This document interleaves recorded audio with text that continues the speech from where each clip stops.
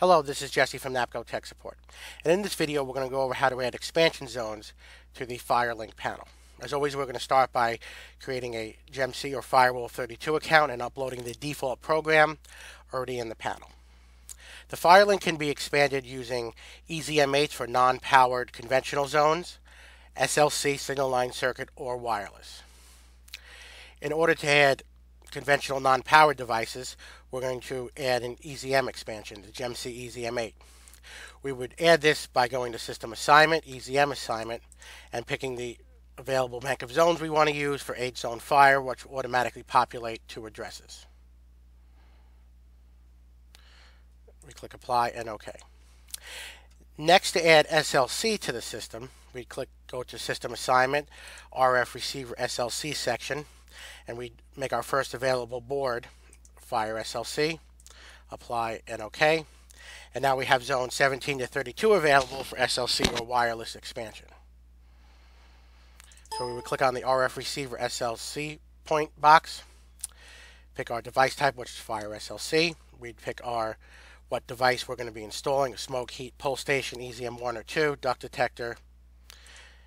We would then pick the RF receiver address or SLC address, which is number 1 in this case, and then we would program the SLC address that we address each individual device as, and device point if applies.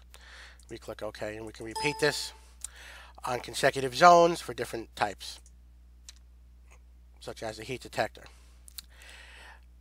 And finally, we can add wireless expansion to the system. We're going to do that by going back to System Assignment, RF Receiver SLC, and then you're going to pick your next available address for RF Fire, click Apply, and then OK.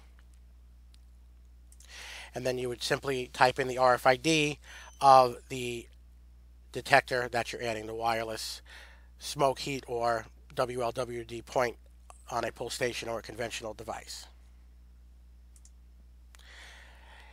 Adding the programming for each zone, you can simply follow what's already pre-programmed in the system by clicking on the zone type and checking off what attributes we want the zone to be, such as NAC A, D, reporting alarm and trouble.